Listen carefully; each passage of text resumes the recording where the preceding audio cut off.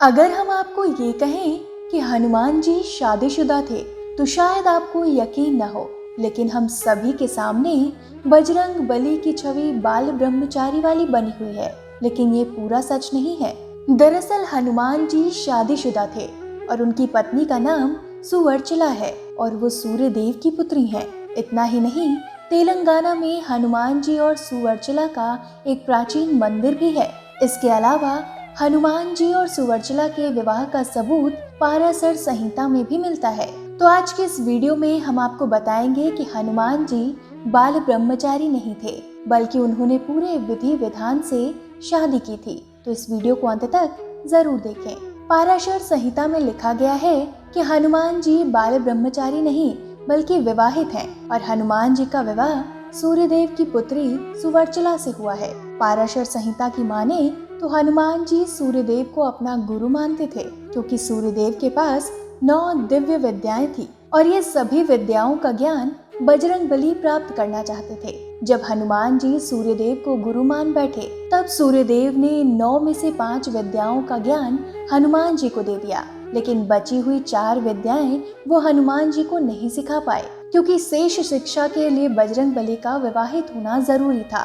ये विद्याएं केवल वही लोग सीख सकते थे जिनकी शादी हुई हो, लेकिन हनुमान जी बाल ब्रह्मचारी थे, जिस कारण सूर्यदेव उन्हें आगे की शिक्षा नहीं दे पाए। कुछ दिनों बाद सूर्यदेव ने हनुमान जी से कहा कि तुम शादी क्यों नहीं कर लेते। इस पर हनुमान जी ने सूर्यदेव को शादी के लिए मना कर दिया, लेकिन बहुत समझाने के बाद और बची हुई 4 दिव्य विद्याओं का ज्ञान पाने के लिए अंत में हनुमान जी ने शादी के लिए हाँ कर दिया। अब एक और चुनौती ये खड़ी हो गई कि हनुमान जी के विवाह के लिए योग्य कन्या कहाँ से खोजी जाए। इसके बाद सूर्यदेव और बाकी सभी देवता मिलकर हनुमान जी के लिए योग्य कन्या की तलाश में जुट गए और ये तलाश सूर्यदेव की पुत्री सुवर्चला पर आकर खत्म हो गई। तब सूर्यदेव ने हनुमान जी से कहा कि सुवर्चला परम तपस्वी और तेजस्वी कन्या है और इसका तेज केवल तुम ही सहन कर सकते हो। सुवर्चला से विवाह के बाद तुम इस योग्य हो जाओगे कि शेष 4 दिव्य विद्याओं का ज्ञान भी ले सकोगे।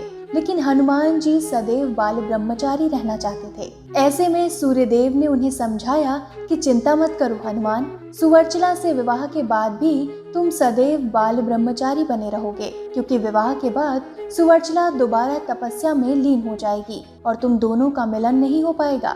इन सभी बातों को सुनने के बाद हनुमान जी खुश हो गए और सूर्यदेव ने हनुमान जी और सुवर्चला का विवाह करवा दिया।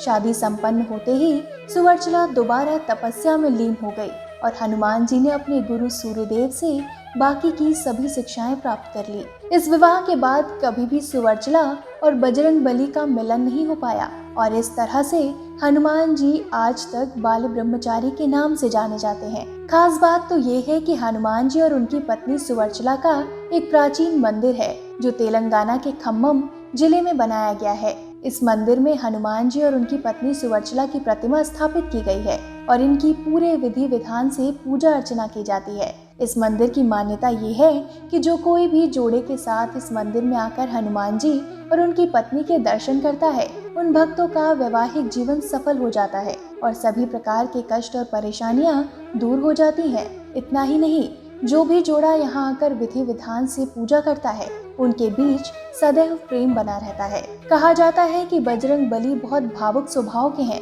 जो भी भक्त पूरे दिल से इन्हें याद करता है या इनकी आराधना करता है, वो सदैव उनकी रक्षा के लिए तैयार रहते हैं। हनुमान जी को खुश करना बहुत आसान है।